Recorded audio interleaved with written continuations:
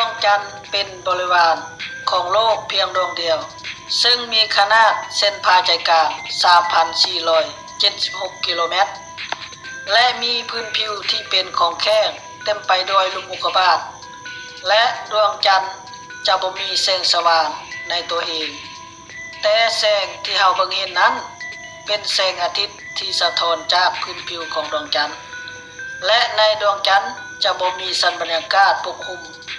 จึงมีสาเหตุให้พื้นผิวของดวงจันทร์เต็มไปด้วยหลุมอุกกาบาตหลายที่สุดทั้งขนาดใหญ่และขนาดน้อย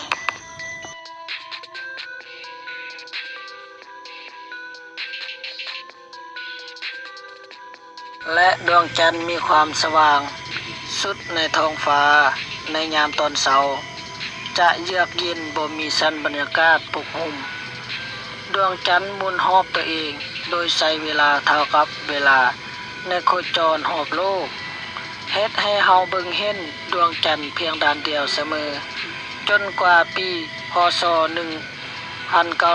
1960เมื่อรัสเซียส่งยานอวกาศโคจรดวงจันทร์และได้ถ่ายภาพพื้นผิวของดวงจันทร์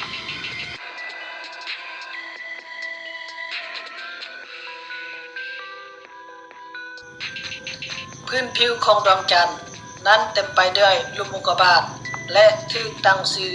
ตามนักวิทยาศาสตร์ที่มีชื่อเสียงในอดีตบริเวณที่รู้จักกันดีถึงดวงจันทร์ถูกเอิ้นว่ามาเลซึ่งในภาษาลาตินแปลว่าทะเลเฮาสามารถเบิ่งเห็นหลุมอุกกาบาตเป็นสีคำดำซึ่งเอิ้นว่าธาตุแล้วถึงดวงจันทร์ส่วนหลุมอุกกาบาตอีกฝากหนึ่งเอิ้นชื่อตามผู้คนหรือสิ่งสำคัญในยุคใหม่เช่นหลุมกากาลินหลุมอาพอลโลชื่อส่วนใหญ่เป็นภาษารัสเซียเนื่องจากยานลูนา3ของสหภาพโซเวียตรัสเซียได้ถ่ายภาพดวงจันทร์อีกฝากหนึ่งได้เป็นครั้งแรกในปี 1960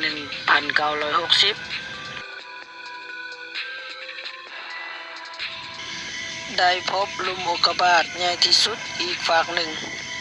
โนมของดวงจันทร์มีขนาดหลุมกว้างขวาง 2,250 กิโลเมตรลึก 12 กิโลเมตรเป็นหลุมอุกกาบาตใหญ่ที่สุดในสุริยะจากการศึกษาโครงสร้างภายในดวงจันทร์เฮ็ดให้เฮารู้ว่าโครงสร้างภายในดวงจันทร์จะประกอบมี4ภาคส่วนคือส่วนเปลือกนอกของดวงจันทร์มีความหนาประมาณ 60-100 กิโลเมตรส่วนชั้นเมนเทอร์ของดวงจันทร์มีความหนาประมาณ 800 กิโลเมตรแกนชั้นในของดวงจันทร์ที่เป็นของแข็งประกอบด้วยเหล็กเป็นส่วนใหญ่ที่มีอุณหภูมิถึง 1.500 องศาเซลเซียสและมีรัศมีประมาณ 350 กิโลเมตรแกนชั้นนอกของดวงจันทร์ที่เป็นหินเหลวหรือพลาสติกประกอบด้วยเหล็กเป็นส่วนใหญ่มีรัศมีประมาณ 500 กิโลเมตรหินถึงดวงจันทร์ส่วนหลายมีอายุ 3,000 ถึง 4,600 ล้านปี